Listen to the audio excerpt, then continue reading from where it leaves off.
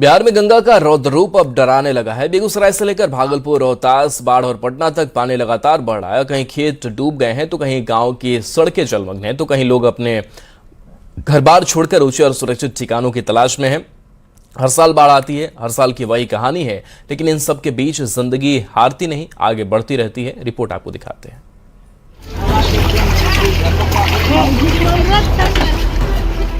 गंगा का ये उफान सिर्फ पानी नहीं है, ये अपने साथ बहा कर ले जा रहा है किसानों की महीनों की मेहनत, घरों की उम्मीद और परिवारों की रोजी रोटी। बेगूसराय के सेहमा दियारा में गंगा का पानी अब गांव की ओर बढ़ रहा है। सैकड़ों एकड़ फसल पानी में डूब चुकी है और अब लोग अपना घर बार छोड़कर सुरक्षित ठिकानों की ओर जाने को मजबूर हैं। गंगा का पानी तो पूरे तूफान पर है। अब तो माने ये स्थिति हो गया है, जो माल जाल मवेशी जो भी है उसका चारा सब डूब जा रहा है।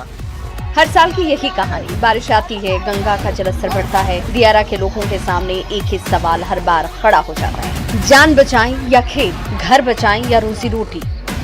भागलपुर में भी हालात कुछ ऐसे ही हैं। राजांदीपुर की सड़कों पर करीब 2 फीट तक पानी बह रहा है। जिस रास्ते से कई गांवों के लोग जुड़े हुए हैं, अब उसी रास्ते पर लोग पानी के बीच से गुजर रहे हैं। खेतों में पानी फैल चुका है। किसान अपनी बची कुची फसल काट कर घर लाने की जद्दोजहद कर रहे हैं। एक तरफ तेज कटाव है और दूसरी तरफ बाढ़ का पानी, और हर बार की तरह ये हालात बढ़ा रहे हैं लोगों की परेशानी। हम लोगों का गाँव में पानी आ गया है, बहुत समस्या हम लोग का गंभीर जा रहा है। इधर से गंगा कट रहा है, इधर से गंगा गांव में डूब गया है। कहाँ बाल बुतरू रखेंगे, हम लोग का कोई व्यवस्था नहीं देता है सरकार ने। बाढ़ अनुमंडल के अथमल गोला में बन रही करजान ताजपुर सेतु पर बाढ़ का पानी चढ़ चुका है। सेतु निर्माण के लिए बनाई गई टेम्पररी पुल पर बाढ़ का पानी बह रहा है और इसी रास्ते से पुल निर्माण में लगे कर्मचारी हों या फिर स्थानीय लोग हों, आवाजाही करने के लिए विवश हैं। रोहतास में सोन नदी का जलस्तर बढ़ने के बाद इंद्रपुरी बराज से पानी छोड़ा जा रहा है। नदी के बीच बने टीलों पर खेती करने वाले लोगों को अब वहां से हटने की अपील की गई है। अपील को ध्यान में रखकर लोग सुरक्षित जगह पर आ गए, लेकिन सवाल अब भी वही है, कल घर में चूल्हा आखिर कैसे चलेगा। दिन ब दिन स्तर बिगड़ता चला जा रहा है। इन लोग को आने जाने का कोई सुविधा भी नहीं है।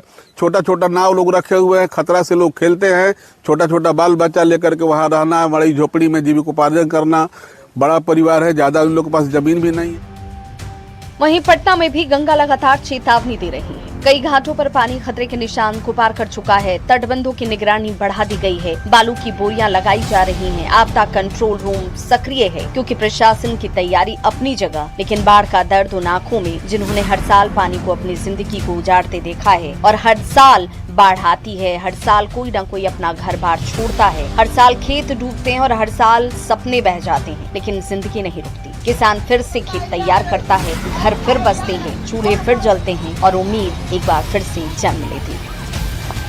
जरूरत सिर्फ इतनी कि इस बार बाढ़ आने से पहले मदद उन लोगों तक पहुंचे जो पानी से नहीं, अपनी बेबसी से लड़ रहे हैं। गंगा का पानी बढ़ रहा है, दर्द अंतहीन है, लेकिन इन लोगों की हिम्मत उससे कहीं बढ़ी है, क्योंकि ये हालात पहाड़ों पर बरसते पानी की वजह से है। नेपाल से निकलता पानी बिहार के मैदानी इलाकों को हर साल यूं ही डुबोता है, लेकिन सरकार इसे रोकने के लिए अब कदम बढ़ा रही है और उम्मीद की जानी चाहिए कि ये सूरत बहुत जल्द बदलेगी।